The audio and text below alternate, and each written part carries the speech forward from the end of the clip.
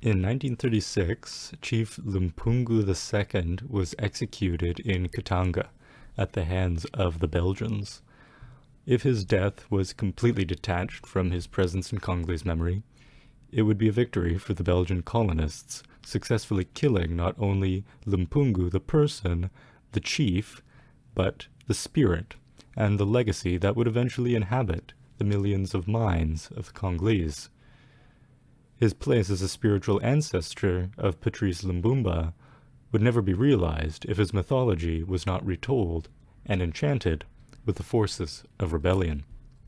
Here I presented 3 depictions of the execution of Lumpungu II from 3 different artists. The central image is from the African Art Museum. It was painted in 1989 on canvas. The 2 paintings below are both oil on fabric from the Museum of African Art. The background is Kuba fabric. I thought it would be nice to have a distinctly Congolese background so the images aren't just floating in space. The reason why I chose the central image is because it places the story of the death as the centerpiece. Often compared to the crucifixion of Jesus, Lumpungu's execution differs in that it often includes 4 separate hangings. You can see here that Lumpungu is small, his body unimportant to the 3 transformations, or 3 miracles he left behind for the people to see. Lumpungu transformed into 3 different domesticated animals first, before eventually being killed. This is a resistance that goes beyond physical limitations and enters into a realm of resistance on a profound level of collective consciousness. It also expresses the grief of witnessing the execution 4 times and the Belgian determination to destroy not only the body of Lumpungu, but also his earthly embodiments and his power. Ironically, the Belgian determination to destroy also allowed for the presentation of the story to come to light, not simple martyrdom, but a demonstration of Lumpungu leaving behind his message to the people who needed it.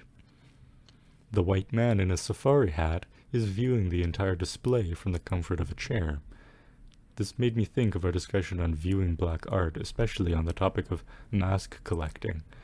An idealization of static art exists within the colonial headspace. It is part of the effort, conscious or not, of maintaining the perceived safety of the object, and safe means inactive or dead. Alongside the white man, the Belgian flag and black man standing behind him are static forces that also stand and watch the scene as it takes place. None of them are active, unlike the townspeople or the guards, who are always expressing some kind of emotion or doing work.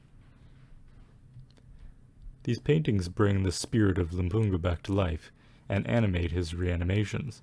Like in Statues Also Die, one can view black art and feel how it strikes us, only through form and stories that exist in our mind alone. Even in this painting, which does not depict the transformations, it succeeds in highlighting the Belgian headspace by covering the faces of all of the Congolese. The 4 hangings can mean anything without knowing the context. It is unusual. It catches the eye. When I first came across this painting, I hadn't read the section yet, and the unusual imagery brought me into the history. The history of independence doesn't end with liberation from the oppressor. It becomes absorbed into the collective consciousness of a culture and eventually becomes a part of its identity and creative space, proudly or not. It remains. The mythos is built and its stories capture the hearts of those wanderers, students of history, who venture into the memories that moved societies and maintain legacies.